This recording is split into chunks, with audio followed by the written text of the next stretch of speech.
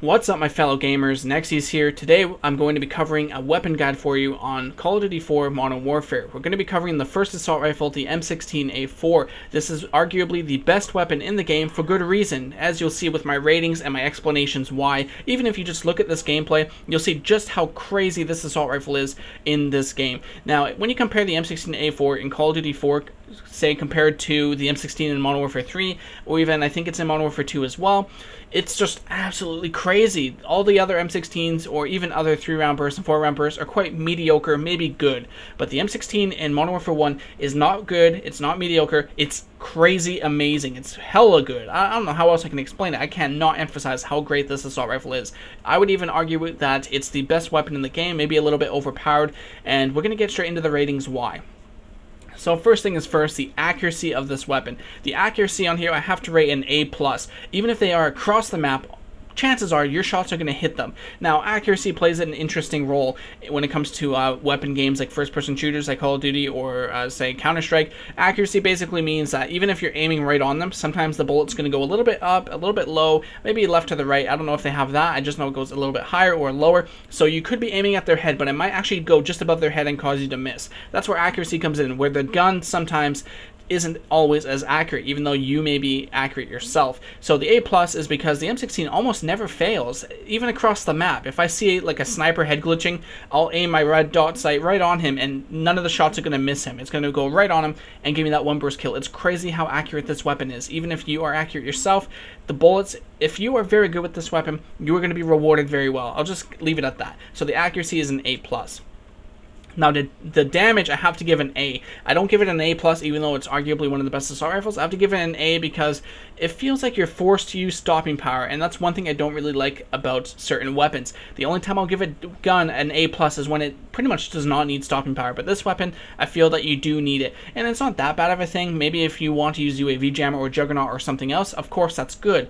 But in terms of the weapon, it's crazy with stopping power. The chance of you getting a one-burst kill is almost guaranteed when you have stopping power and you know how to aim and shoot with this weapon. So the damage I have to give an A. The only reason it's not an A+ is because I feel that you are forced to use stopping power. Though that does mean that the damage is still really good.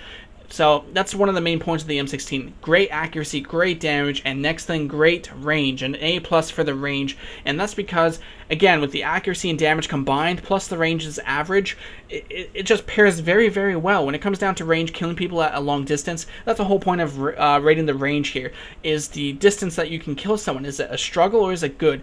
The M16 is just perfect for long range. In fact, it's almost able to challenge sniper rifles all the time.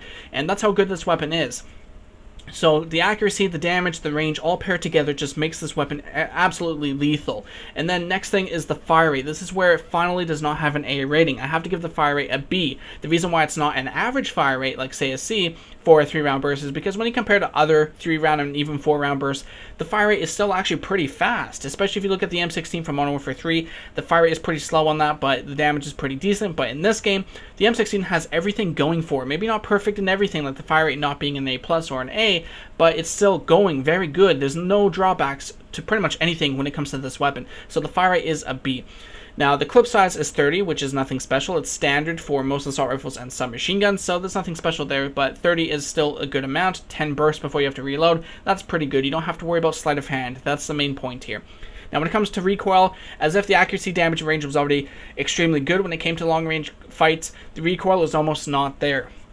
And that's one thing that's amazing here. Some 3-round bursts, some 4-round bursts, even semi-automatics like a FAL or an M14 have a little bit of recoil, but the M16, it's almost not there. There is a little bit, but the thing is, because of the fire rate being a B, by the time you have to go fire your next burst, the recoil is already back to normal. So the recoil, I have to give an A+ here because it almost doesn't affect you when it comes down to long-range gunfights. The reload time is an A. It's got 2 seconds. It's not the fastest like a submachine gun, but compared to other assault rifles in this game, like the AK-47 having a 2.5-second reload time, and then of course other weapons as well, 2 seconds is quite standard, if not really good, and that would be an A. As much as it is standard to most other weapons, the fact it's only 2 seconds, that's still fast, so therefore I have to rate it an A. Overall, I would have to give this gun an A+. It's the best submachine gun, best weapon overall, specifically assault rifles as well, in the game, so I definitely recommend the M16. When it comes down to classes, I have 2 classes to recommend for you guys. This is going to be my respawn class, usually for team deathmatch. The M16 with the red dot sight. The iron sights are horrible on this gun, so I always use a red dot.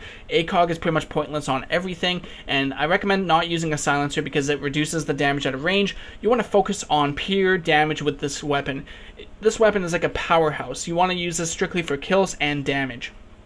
If you're looking for something like stealth or something else, I wouldn't recommend going with something else. I would, kind of worded that wrong there. What I would recommend, if you don't want to go with pure damage, say you want a stealth build, just pick a different weapon. Use the M16 if you want straight up kills and kill streaks. That's what I recommend for this gun, and that's what this setup is basically going to do. If you are very good at lasting long, I recommend the Bandolier perk 1. If not, go with triple frags. That will help you get some kills if you're lucky. Either way, it's really good to get people off objectives and other things as well. But if you can last long, I would definitely pick up Bandolier instead. For second perk, I recommend stopping power. Like I said, it's very, very important here to focus on that one burst kill potential there, and it happens a lot when you have stopping power, not nearly as much when you don't have stopping power. So stopping power for sure.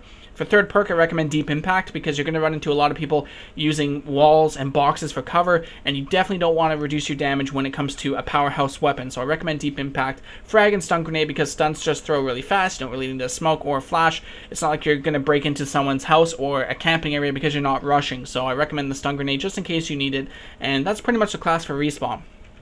Now, for Search and Destroy, it's a little bit similar. You want to go with the red dot sight, like I said before. If you want a stealth class, use a different gun. This one's a powerhouse. If you're looking for those kills in Search and Destroy, just to take people out, this is definitely the setup you want to use, in my opinion. The red dot sight for the attachment, of course, the Desert Eagle because it's the best pistol in the game. You want to go with triple frags to try and knock out some teammates or enemies before the game barely even starts, because the less people, of course, the easier you're going to win the round. 3 frags usually help out with that. However, if you want to play a little bit defensively, you can go with the double claymore perk 1. This can help you set up a position near a bomb, or if you're about to plant a bomb, you can set up positions to help yourself defend the bomb. Either way, if you have a position you want to stick around, the claymores definitely help with that because the M16 is not a rushing weapon. For second perk, like I said before, stopping power is pretty much wanted. And final perk, I always recommend Dead Silence. However, if you're planning to crouch walk, or of course you want to stick around somewhere, say on the defending side you're going to watch A, you could go with Deep Impact. But me personally, I feel Dead Silence is just absolutely vital when it comes to Search and Destroy, because say the enemy plants the bomb, you need to make your way all the way over there. Overall, footstep sound is quite loud in this game, so Dead Silence is really good for that. So these are the class setups. This is my rating for the M16, an A+ for this weapon, highly recommended even if you're a new player. It's really fun to use because it is overpowered. Hope you guys enjoyed this weapon guide. Let me know what you think. Try out the weapon, try out my class setup. Let me know what you guys think of the class setup. Hope you guys enjoyed this video, and I will see you guys on my next one.